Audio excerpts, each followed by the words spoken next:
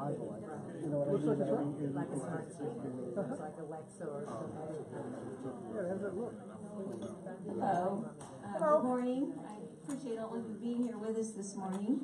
And we finally got everything set up with the microphone, so we can begin. But anyway, welcome to our community forum this morning. My name is Susan Akron, and I'm the coordinator of today's forum. And I want to tell you a little bit about the mission in our church, to search and to serve. We, as Unitarian Universalists, we believe in the continuing search for truth and the importance of serving others. We organize these forums as a congregational service to the community to support personal reflection, social action, and to encourage individual and collective growth for all who attend. We chose today's topic for discussion because elections are an integral part of our democracy, whether it's local, state, or national.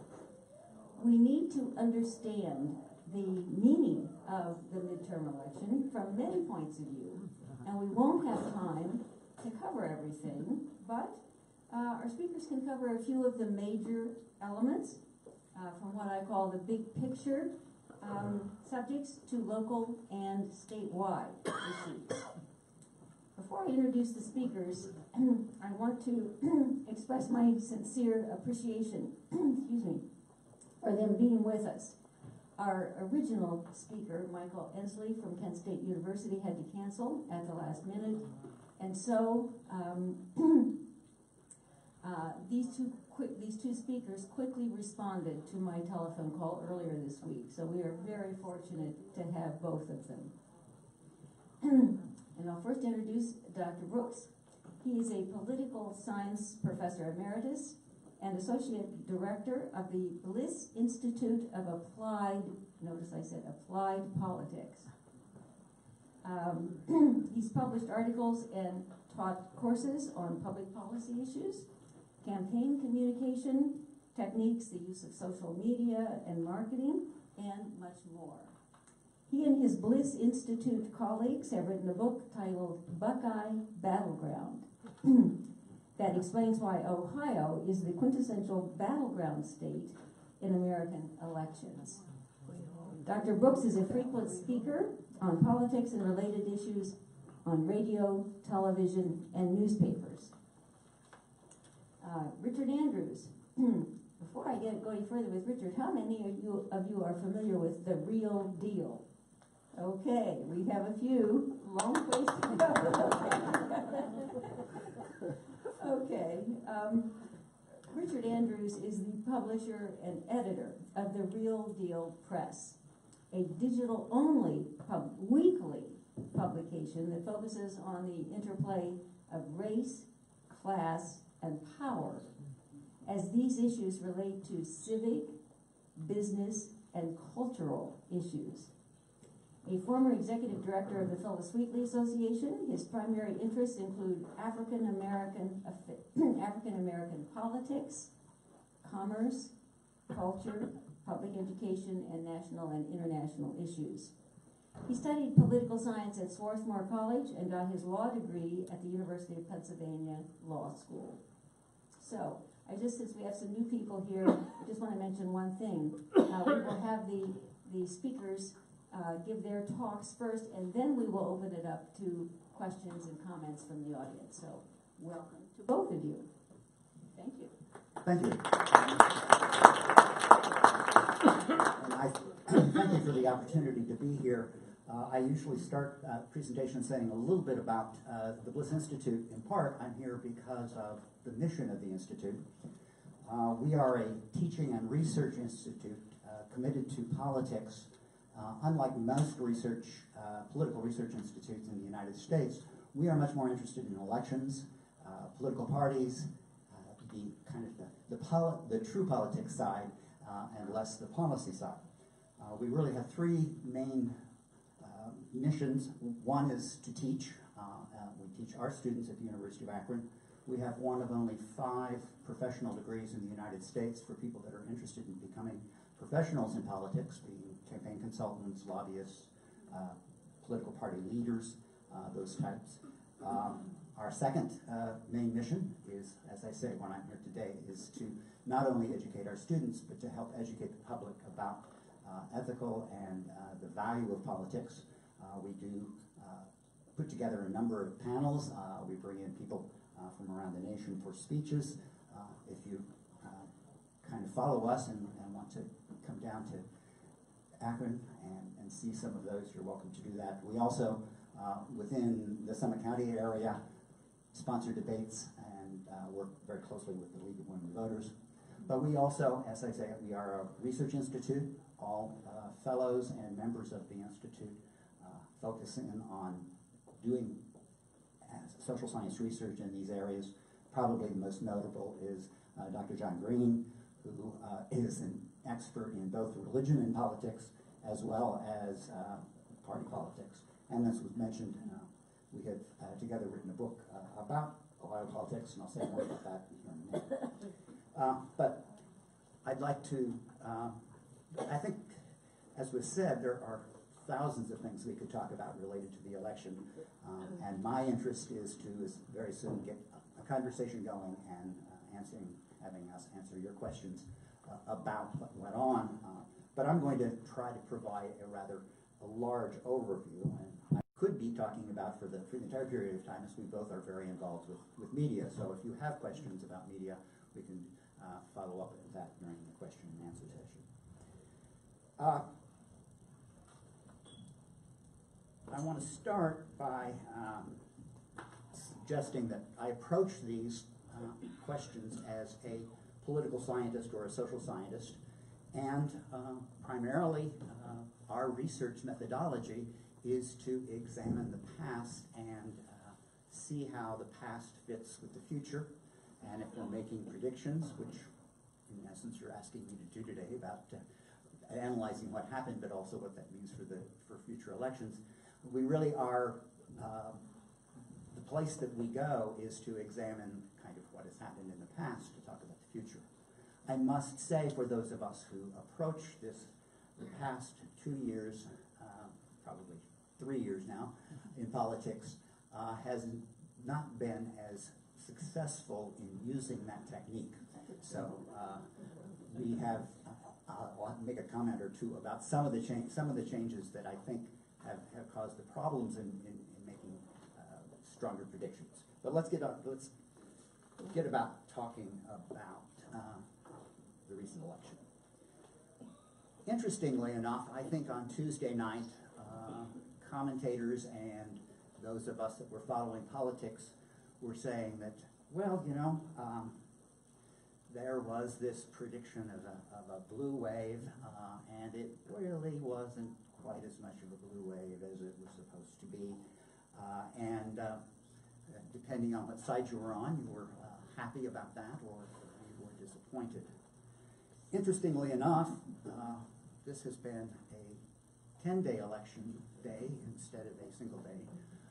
And I think as everything is wrapping up this weekend, we're beginning to see that the blue wave was actually much stronger than was originally, than the Tuesday night suggested. In the House, the Democrats have added seats, the most seats since what are called the Watergate babies.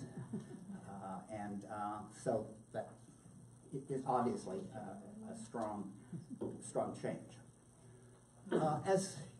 If you follow politics, as known, essentially how this was done was that the suburban districts, often long-held Republican suburban districts, turned blue, especially California, Virginia, and those areas.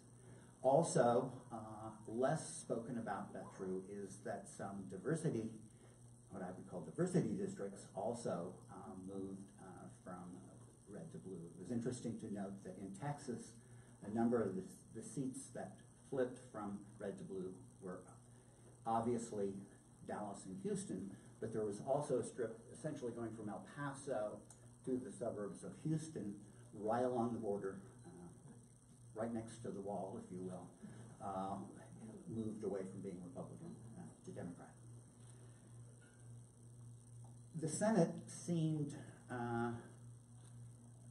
again, if we really paid attention to what my colleagues were saying about the Senate, they basically said the Senate map is terrible for Democrats. And it was. A lot of the seats that the Democrats would need to flip were very strong Republican and remain strong Republican districts. So they have been able to maintain the Senate, but again, the size of that margin was expected after Tuesday night has ended up not quite as well. What that means for governing, again, one of those things that we can talk about, but I don't have time to mention as I'm kind of providing the overview. We can, if you're interested in that, we can maybe have some discussion about that. I think my take on it is, well, what does it mean for the future? And for a number of rounds of election, the Democrats have been charged with charged with believing in demographic destiny is the future, and kind of essentially waiting around for demographics to take over. I think this election has demonstrated that there is that destiny is beginning to happen. I did not remember 6 years ago during Senate elections anybody suggesting that Texas and the Atlanta area would essentially, and Georgia would essentially become or move towards being purple states. That is in part because of the demographic changes in those areas. It's also in part that instead of saying demographics is destiny, because demographics isn't destiny if those demographics don't show up. The Democrats shifted some of their strategy to focusing on those tiny few competitive races, to being committed to run candidates in almost all races, knowing that many of them are going to lose 1, 2, 3, 4 rounds, but in that process you are getting the demographics that are moving towards you in the habit of coming to vote and not waiting around until the numbers look good and then scratching your head and wondering why isn't anybody showing up. And then some of them were actually just very aggressive candidates who nobody thought they ever had a chance and ran very well. Now, we can get into the influence of the president later, which I think actually propelled the demographics. It's not a secret that traditional Republican women that switched to Democrats were a big part of this blue wave and being called that. Let me just say that the Senate will still be difficult because of our Electoral College. The Electoral College favors rural states. It isn't one person, one vote across the United States. Let me quickly say a couple of things about Ohio. The battleground book, I may say, is we may not be a battleground for much longer. And the demographic issue, I think, expends on that because we are an older state and growing older, and we are a less diverse state. We look at Michigan and Pennsylvania, which were part of, to some part was the blue wave. We are on the older side of that. We are on the wider side of that, which I think is finally going to change what we're looking at. We can talk about the possibility of over reducing that in the next election if there is an Ohioan on the ticket. But, and also in Ohio, the gerrymandering played a part in Republican success. So my time is up. I'm going to turn to Richard and he can tell us more about local and. Thank you, Stephen. And let me begin by saying it's good to be here again. I think this is perhaps my third time at this table, and it's nice to see that some of you came back to hear me, or maybe more of you didn't know that I was going to be here. So you came out of habit. It's anyway. good to see you. So Susan shared something about me that I don't think I don't tell anybody anymore. But I did practice law once upon a time, and when I would speak to judges and juries, I'm not one of these guys that you'd see on Law and Order or any of those shows with long speeches. I tend to put down a few key words as notes and then to riff off of those. So I'm going to begin with working in reverse order. That is, even though I agree with Tip O'Neill that all politics is local in a key sense, I'm going to start with the national and then come down to Cleveland and Cuyahoga County and the personal. I'm going to try and do it all in about 4 or 5 minutes, because really the important thing, and this is something that I wrote about in a current issue. I heard the speaker at Case give a very profound talk about diversity and inclusion and equity, and why that's important and how we have to get there. And one of the key points he made is that in society today, there's a lot of debate. You see it every time you turn on any of the cable news shows. It's not even really debate. It's just people throwing talking points at each other and just waiting for their turn to speak. And that to really make some progress in society, we have to have dialogue.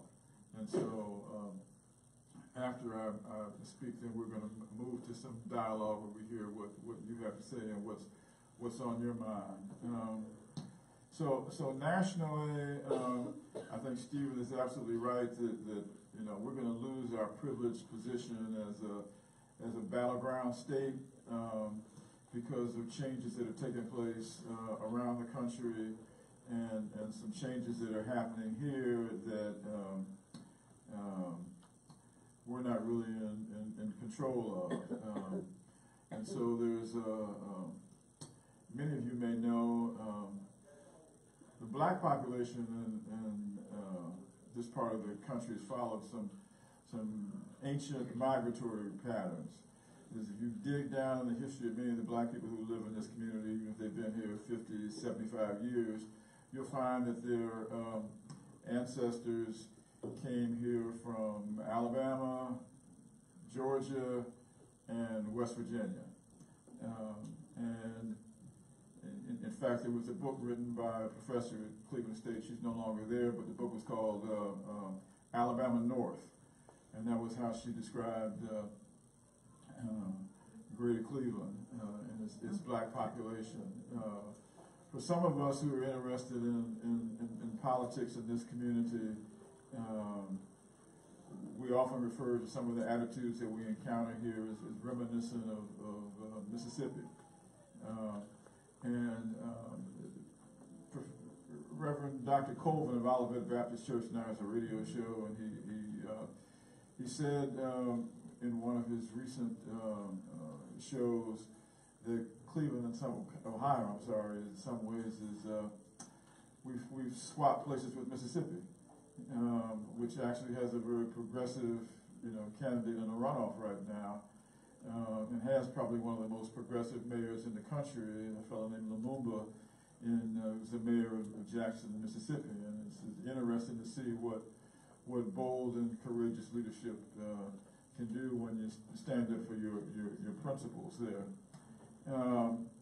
So it's kind of bleak sometimes when you look and see where we are what Stephen was saying about the Electoral College not favoring urban areas or more urbanized states actually translates right down to the state level, where you see, thanks in large part to gerrymandering, in a lot of the state races, the Democrats actually got more votes than the Republicans, and yet and still the Republicans have supermajorities in both the House and the state Senate, and that suggests to me that we're already in for a rough ride for the next couple of years, because in this lame duck session, the Republicans have, they just went out of their way to thumb their nose at the governor, and as I wrote in what I thought at least was cute, we had at least we may be a red state or trending that way, but Kasich has been a little bit lavender, and even that's going away now. So there are some bright spots. Again, the comment on Stephen's statement about how some suburban districts have flipped. Some of you may have noticed, and may even be constituents of House District 6, which was a real upset. I don't think anybody saw it coming here locally.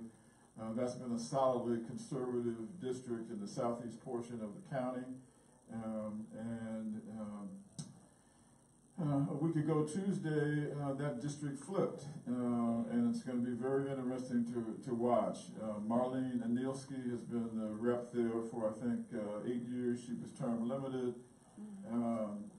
And Jim Tracus, who's a former chairman of the Republican Party, ran for, to succeed her, and her opponent was Phil Robinson.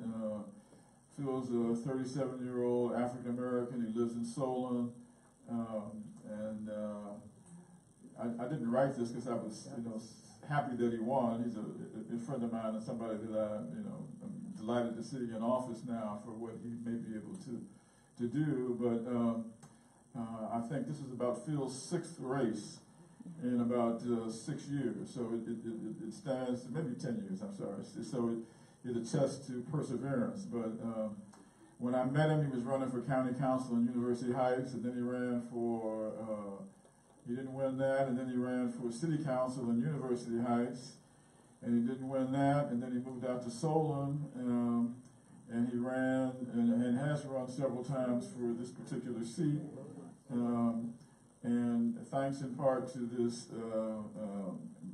many wave in the county, at least, and the fact that he was running against a somewhat flawed Republican candidate, he was successful. And to me, it's going to be a fascinating study to see how he does, because he's got to run again in 2 years. And so how is he going to temper what may be his more liberal political leanings in comparison to his district, and be able to run against perhaps a stronger candidate in 2020 when there'll be a much larger electorate. So that'll be something to watch and to see how he performs in Columbus, and I hope he's starting to run for re-election right now.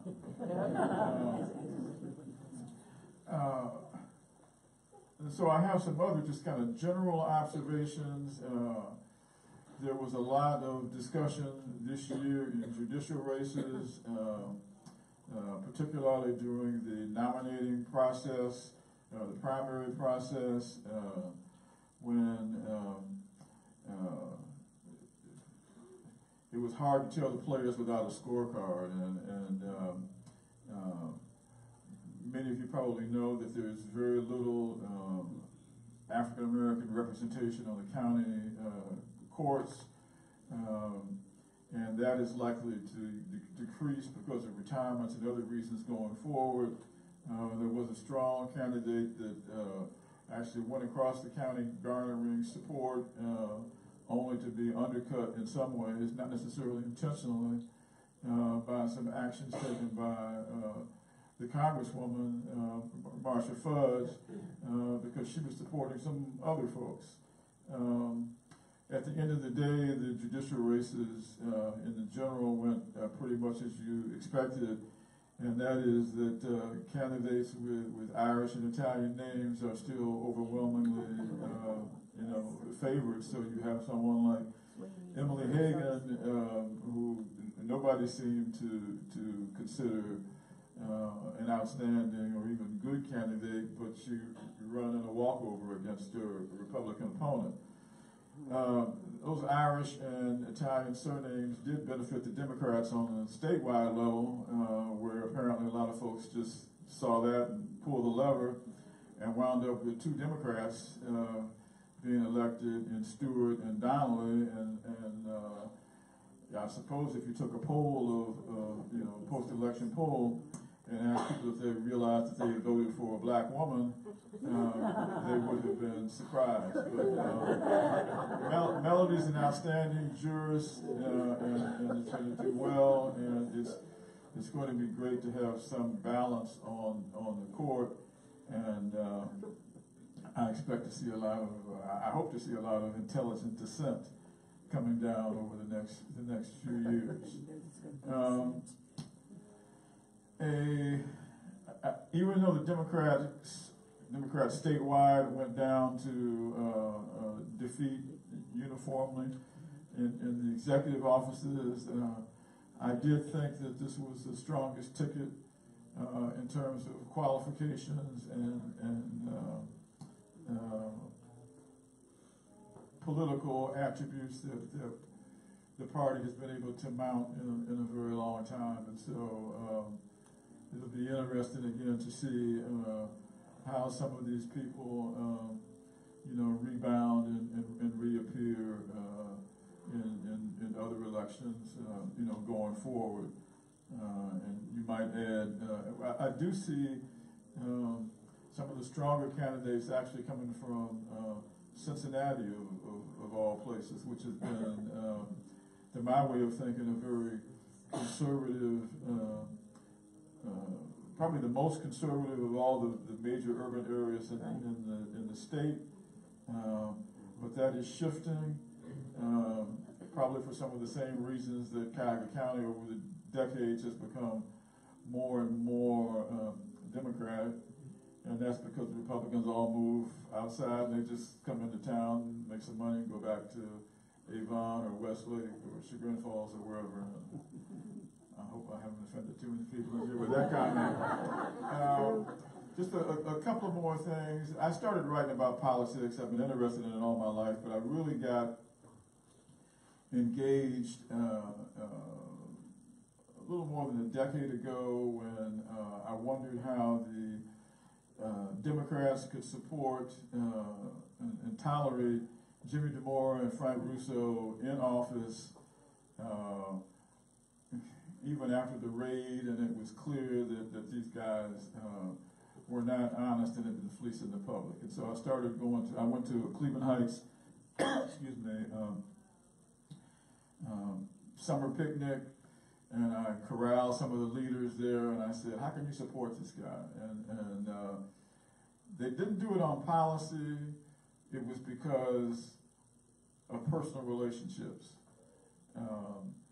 They liked the guy. He had done, he'd gotten somebody a job. He had done them a favor when, at some point, and so there was a certain loyalty there. And that wasn't acceptable from a policy standpoint, but, was the beginning of an understanding of a lot of what politics is about. And I went to the Shaker Heights Democratic meeting, and I asked the same question, and I got pretty much the same response. And so, that points to one of the problems that we have in politics is that it's a lot of it's not about policy. It's about relationships. And if you think about that, that's politics mirrors life. When we are, in business, and how do we treat somebody? It's has to do with, well, you know, I'm used to doing business with this person, and I'm going to continue, even though I might get a better price over here. This guy's more reliable. I know what they're going to deliver, et cetera, et cetera. And so the retail aspect of politics, you know, the local level is what interests me a lot. And so I will just end with this point. We wrote in our post-mortem about a young woman, Samara Knight, who is a community organizer for local SEIU 1199. And they're hospital workers, they're the people that we tend to nursing home workers and STNAs and people that we often take for granted in their struggles. They have to work maybe 2 full-time jobs to take care of a family. They're much maligned by the local media, Cleveland.com and Plain Dealer, and as, you know, greedy folk who are not interested in the welfare of the larger community. But we talked a lot about Samara. We reported on the work that she had done in Ward 5, which is the central ward, to get people who were disenchanted with politics to become engaged. And as I talked to her and reflected on what she had to say, I thought about questions that we often get. Why don't folk vote? And why is it so hard to go to the polls on election day? Or now that you can vote by mail, why don't people do that? And it's easy to think that because most of us don't have the same kinds of stresses that the residents that she was working with, the voters or potential voters that she was working with, have. She had a lot of success in getting people engaged in this election, and she was able to bring up with her team the percentage of voters from somewhere around 10% in the last go around up to about 40. Now 40 is still abysmally low, but it does show that the personal engagement is what really matters in politics on that most fundamental level. And if we could begin to empathize with other folk in the electorate the way she did with those folks, then we could probably make some progress towards building a more progressive community and state. We are now going to turn it over to questions and answers and comments. And I will give some clipboard here. If you have not been to our forums before or want to be on the mailing list to receive reminders of upcoming forums, please sign your name and phone number. So we'll get that started. And the other point I want to make is the microphone holders will make the decision of who gets chosen for the question.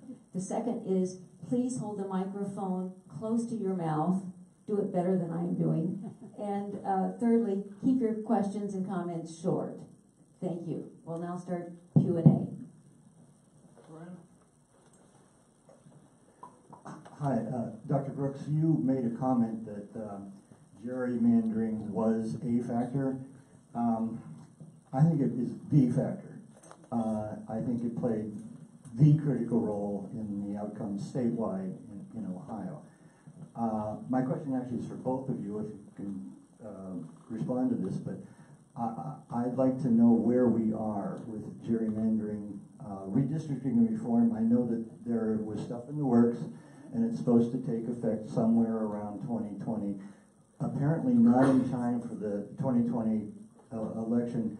It won't matter for the presidential election because that's statewide count, but for other races, where are we with that? What is the status of having actual results from the reforms that were supposedly enacted?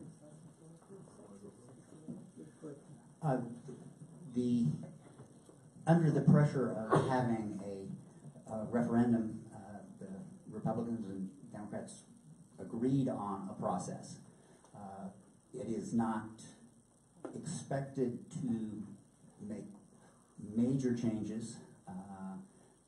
There still will be gerrymandering. Part of I think the egregious gerrymanders, the really weird looking pieces are not. But a big part of gerrymandering is that we gerrymander ourselves. The communities that are, even if you do it tightly compacted, the communities are, it will provide more competition, and that's good because, as we have seen this last time, competitive races increase turnout. But for people that really think it's been awful, it isn't going to change totally overnight. Because it's the politicians that are still making the decisions. There's just some checks on how far they can go. I would add to that there are different processes, as you probably know, for the General Assembly and Congress. You're right, none of this will affect 2020. It's going to be more after the census is done, and it'll take place in 2022. I think for the legislature, the interesting part will be that the referendum that was passed will require some buy-in from the minority party. It's not clear to me what that means for the Democrats, whether or not they will be will stick together for that, or whether some of them will, for their own personal reasons, because it affects every representative in terms of how they see their own district. And no matter what they say about politics and the good of the state or whatever, the people they represent, everybody's first concern is, how am I going to get reelected? Where are my voters going to go? And so the fights that will happen over that, I can't predict it at this point. I will say that it'll be of great interest to see what happens with this congressional district, which right now extends to Akron, and will that continue, and will the weakening of the Voter Rights Act that's been taking place over the last few years, and the rightward, ever more leanings of the U.S. Supreme Court, will they still require a redrawing of boundaries that favors incumbent African Americans? And that's a question Marcia Fudge said earlier this year to a group of her 50 of her closest friends in a public forum, and I'm only like 50.47, black in this district. And it was an interesting observation from someone who's been in Congress long enough to have built the kind of support that would transcend mere racial lines. And I'm not saying that she hasn't, but that was a concern that she expressed. So. Yeah, I would like to hear some statistics here, because we know that Mr. Husted was working on the same kind of suppression that we've seen in other states. So what do we know about fall off in the number of votes that may have been purged in Cuyahoga County, and especially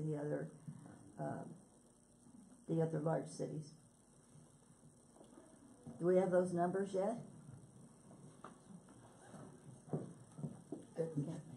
I do not. I mean, I do not know if the numbers have appeared. I do know that, or at least it was reported, that the Democrats were surprised because all of their statewide candidates met their voter goals. And in fact, Cordray received more votes for governor than any other Democrat. So But how I'm much not saying larger could it be? I'm not saying that there was fall off or there wasn't in certain areas. My interpretation is, and this is back to what I said at the very beginning, is that the models that were built to make this look like a competitive race undercounted what we in the past, and what's made it difficult in the past elections is what I call the unreliable voters. Obama won both elections in part in places like Ohio because people that that either party couldn't count on for always showing up, showed up. I think that essentially happened in the areas where Trump won. These were people that were not reliable voters. And I think the thinking, because historically say, being not reliable voters, they don't show up during midterm elections. I think a number of that small group of Trump supporters who weren't expected to show up by the models that were made actually showed up.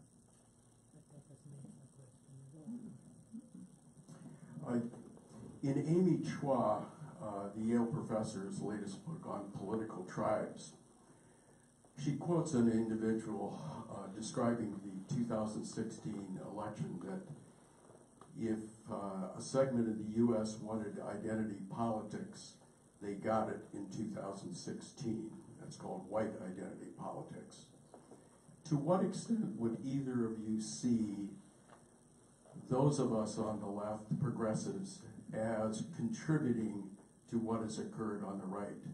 And this would be in the vein that we're all in this same boat together, and that we have a part to play in the politics on the other side, just as they have a part to play in the part on our side.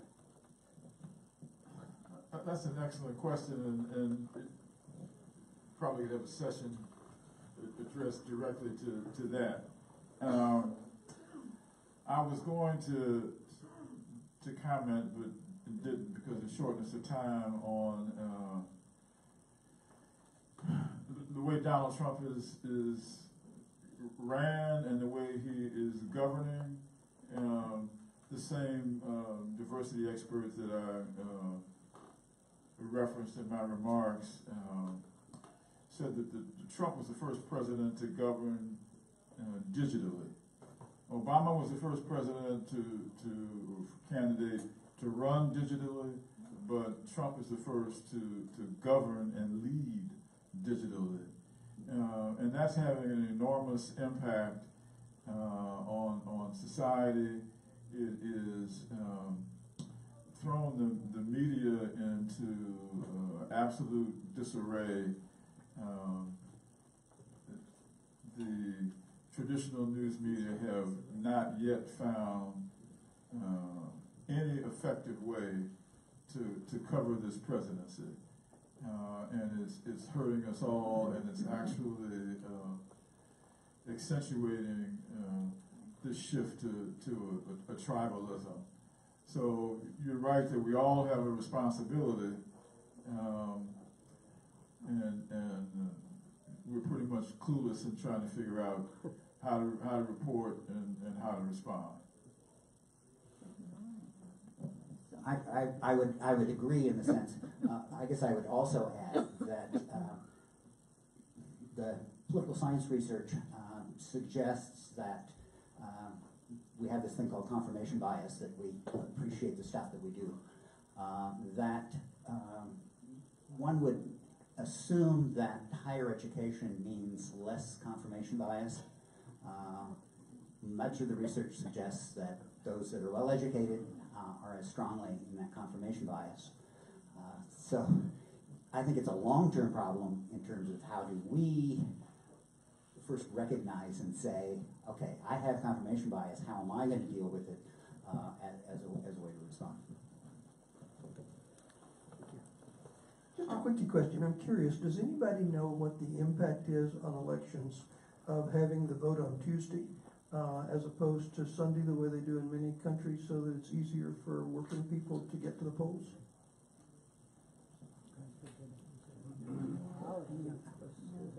I think there is not much solid research. I think our voting and our political habits are so ingrained that I'm not sure it really does make that much difference. I think the issue is that when the non-Tuesday voting gets restricted, that does have an impact.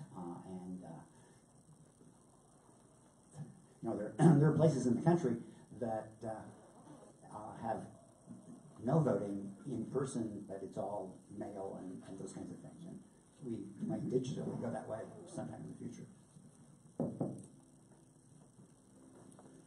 Some of us in this room went to a lecture this last Tuesday at Peace Action, where Jerry Austin spoke, and he gave examples of reasons why he thought Cadre lost. And two of them were the fact that, first of all, the biggest scandal in Ohio, which is the ECOT scandal, was not talked about very much at all. And that ECOT and Bill Lauger, who owned ECOT, still owns ECOT, gave over, cost Ohio school districts over $500 million. And that Cordray did not talk much about this. And he even asked Cordray why he didn't, and he explained that he thought that it was too complicated a subject to talk about. And he also talked about the fact that he thought that he didn't talk about his own stories enough, his wonderful successes in the Consumer Protection Bureau. And I'm wondering what you think of that. Thanks. I agree 200% with that. I thought charter school scandal has been, and it's not just ECOT. That was just the biggest of the rip-offs. But there's so many schools that underperform and drain money from local school districts all over the state, and it's really leading, in my estimation, to the destruction of the public school system. And I don't know that it can be rebuilt. But it is ironic. For a while, I was early in the campaign tracking some of the words that Cordray used. One of them was retrograde. I mean, how many have heard a politician use that word? So for Cordray, who's a 5-time Jeopardy Award winner, to say that the issue was too complex, he needed some advisor to help him break it down by talking about simple things like theft.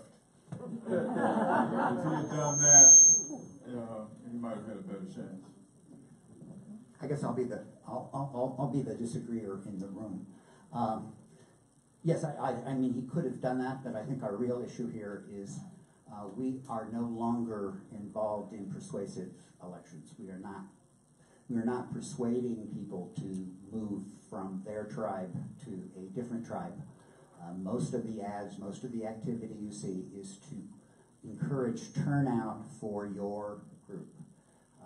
My understanding, I'm not sure this is totally correct, but my understanding is that the Republican Party, which traditionally is, has forever been held up as one of the best state Republican parties in the nation, had a massive turnout effort that used most of the tools that Obama used to get elected, which really worked very hard to do turnout. And again, going back to the models, I think that's why the predictive models did not work, because they were able to get a group of people out that normally didn't show up. It might have made some difference, but I don't think it would, with the wide difference in the margin, I don't think it would make that much difference.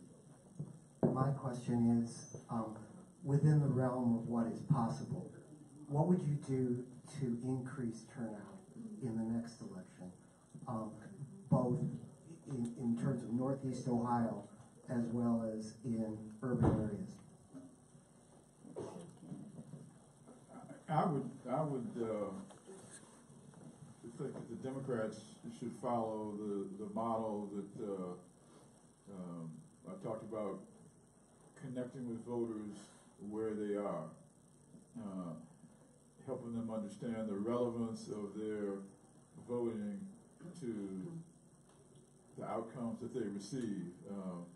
One of the tactics that Knight used, she personally had been moved by watching a film called Stranger Fruit, which was a documentary on the killing of Michael Brown in Ferguson, Missouri.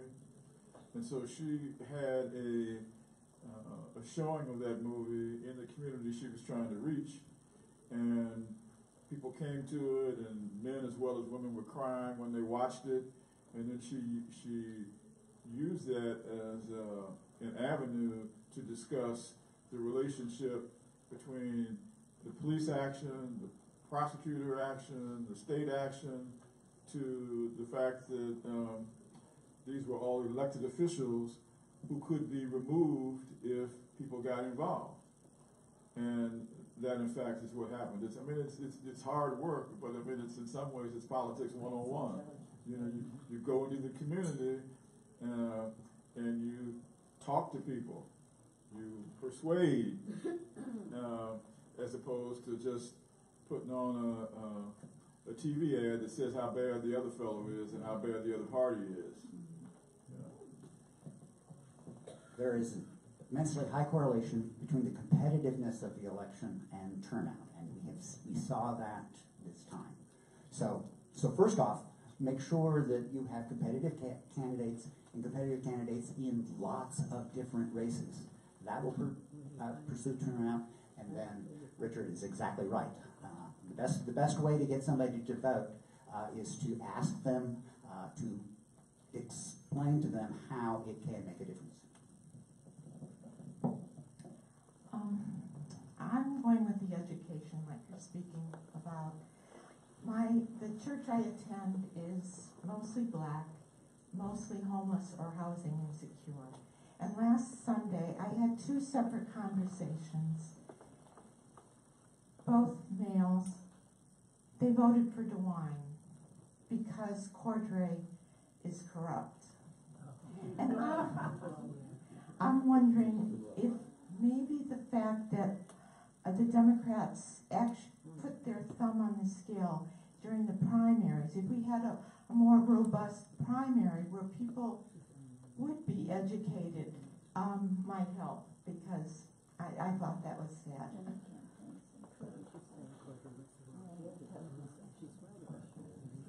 I'm not sure I would agree with the characterization that the Democrats put their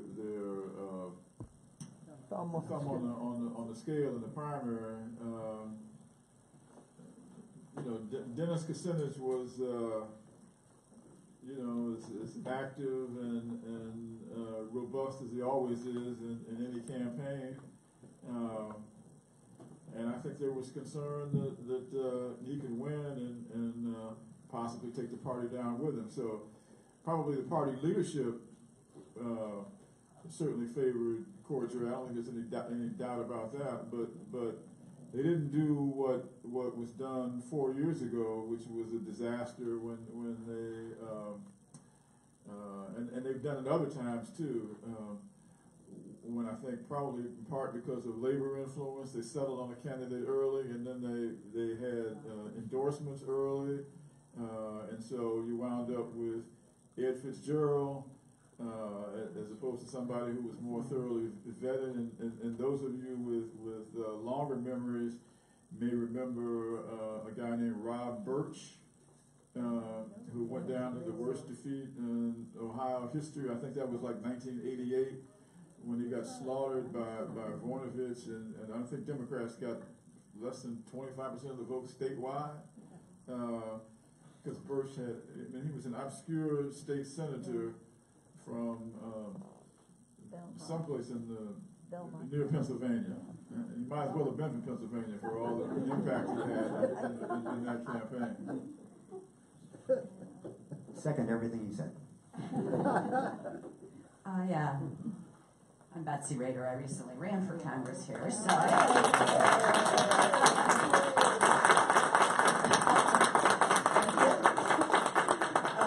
and so, in terms of voter turnout and reaching voters, I think one thing, there's always a lot of casting of blame.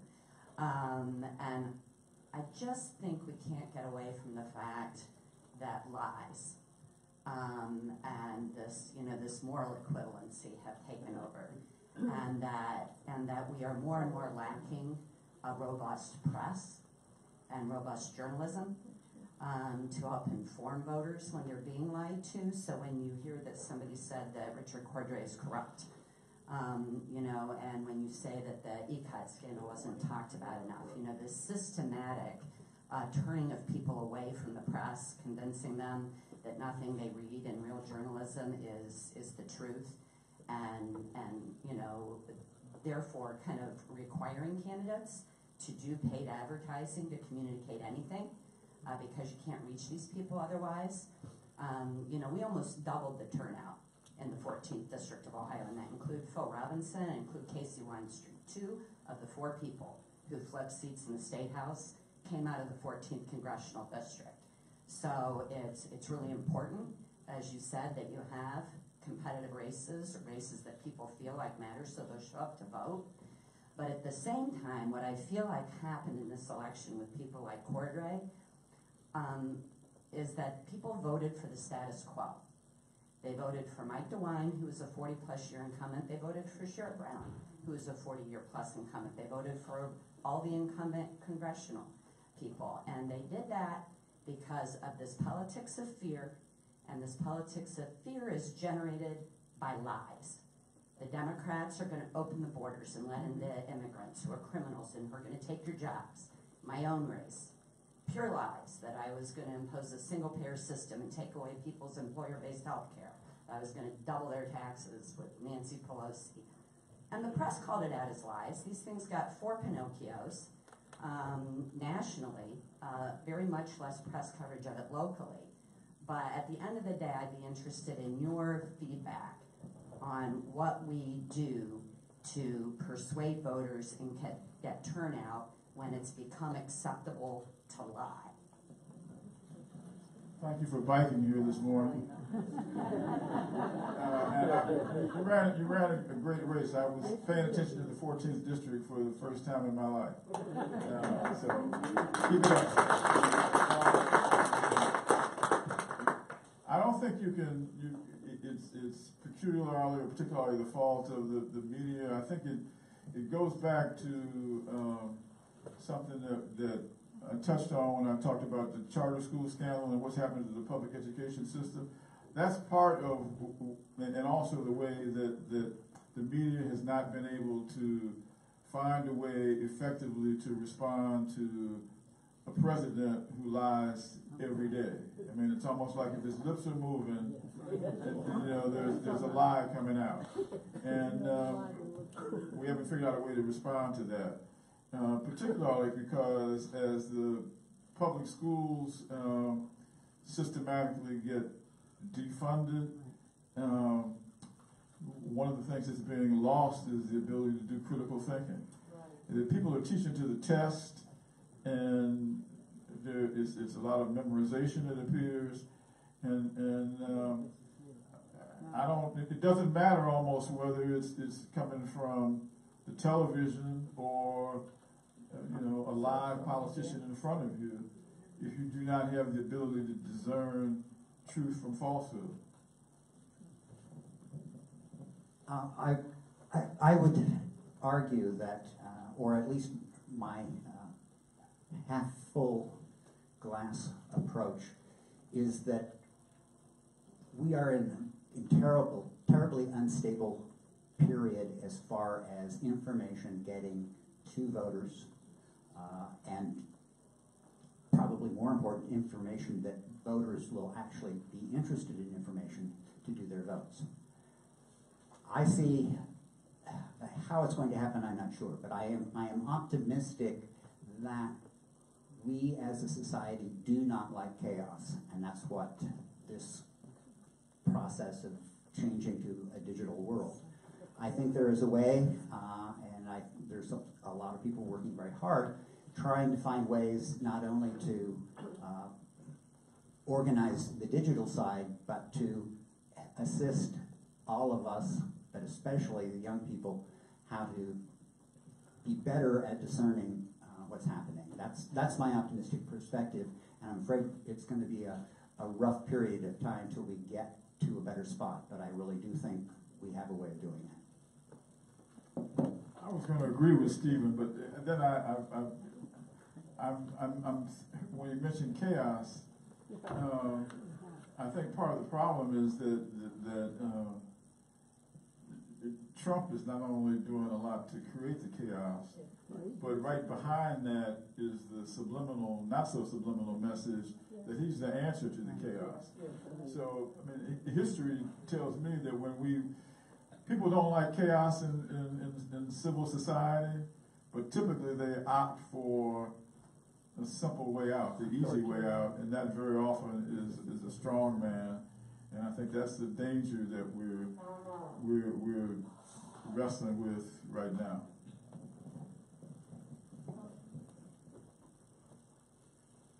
Yeah, I have a question about Ohio's environmental problems, and I'm thinking about DeWine here, and this is probably a long shot, but at one time I heard that he was in support of, protecting ANWR, the Alaskan Wildlife Refuge, etc. What do you think? Do you think he might be better working on environmental issues in Ohio than Kay Sucks was? Thank you.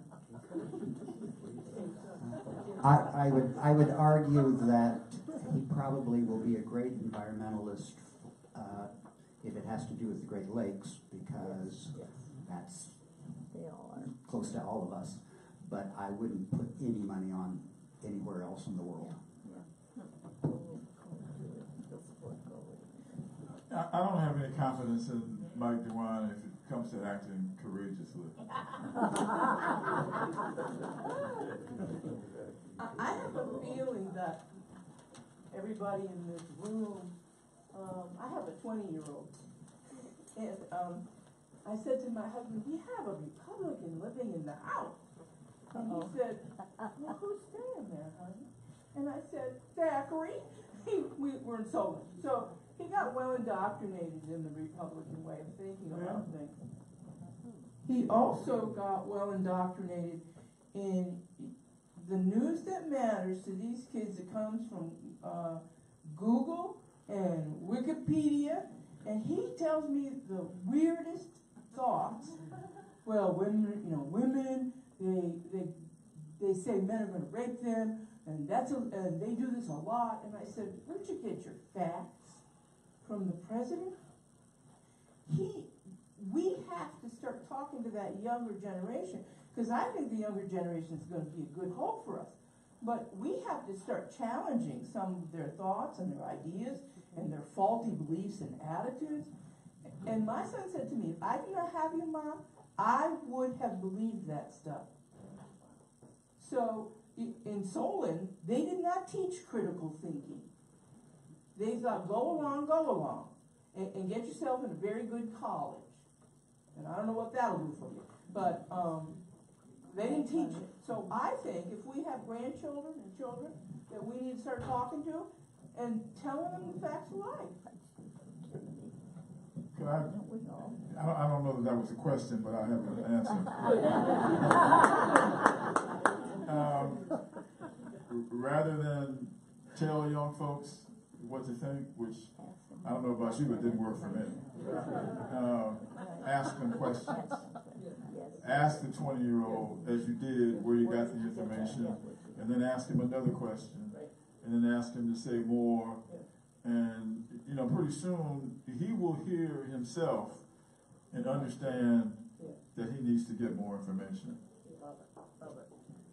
I'd like to use the analogy that while even adults aren't very good, I think our kids are relatively good in understanding that if an advertisement is too good, or at least you distrust advertising all along. But really, it's taken a long time, but that's part of our culture that our kids grasp. I think the same kind of education needs to be moving for the digital world. And that's part of my thinking of the evolution, is that all of us are going to get, not just the people in this room, but as a society we'll get sick and tired of it and start encouraging people to treat what's on the web, the same way that we treat advertising. I want to talk about organizational loyalty, whether it's church or party or other types of loyalty, because Tufts research and some of the other things I've read talk about the younger generation not being loyal as our parents were to the Democratic Party, the Republican Party, the certain church or other religious organization. So the whole idea that the research showed that the younger people were voting for people, but not the loyalty.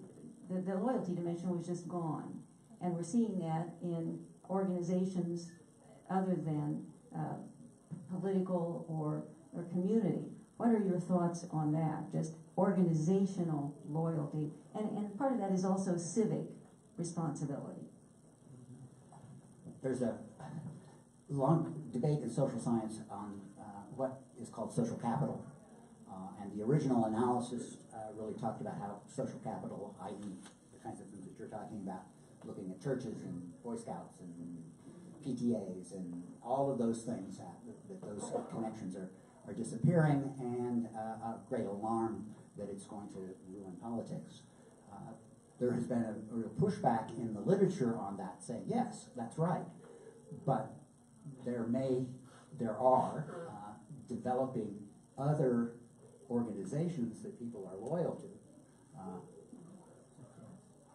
And the bad side of it is part of the tribalization is the organizations are not people driving and showing up to be a part of that group, but do that digitally. Some of the real advantages are that now I have somebody in Honduras that is in my group, and I can ask them about questions about what's going on. And so I think those of us who grew up with those organizations are nostalgic, and for good reason, because they were very good organizations. But I think the need to belong is very important, and let's hope that we can structure the digital groups as strong as the ones that are being departed from. Okay, we have time for one more question, if someone wants to make that. I'm Terry. I just recently got back from a trip to Israel, and obviously there are a lot of issues too. But the fascinating thing to me was in their parliamentary system, people vote on beliefs.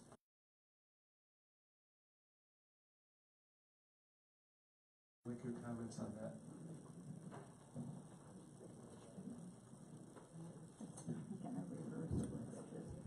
I can't speak to what they do in Israel. I think that here, personality certainly matters, especially on the national level. Maybe not just on the national level, on the local level as well. But a lot of times, people are voting for labels. And so if you know that someone's a Democrat, unless you dislike that person, if you lean Democrat, you're going to tend to vote down the line, and you might veer over because you have a dislike for somebody personally, but then the rest of the ticket you're going to vote straight party, and that happens a lot on both sides, and maybe now more than ever because of this tribalistic era that we're going through. Okay, I want to thank both of you again for a wonderful presentation.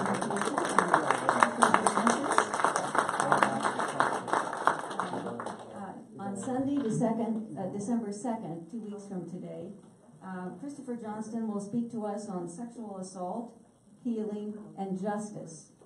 He is the author of Shattering Silences, Strategies to Prevent Sexual Assault, Heal Survivors, and Bring Assailants to Justice. And the service today, upstairs at 11 o'clock, is Bread Communion, an annual tradition in this church the Sunday before Thanksgiving, and it is not a traditional communion. people simply bring their favorite bread and share stories about what it means to them that connects us all together. And you don't have to have bread, we supply it also. So anyway, you are invited to share the bread and hear our multi-generation choir. Thank you again for joining us. And if you have additional thoughts, you can always share them with our speakers up here.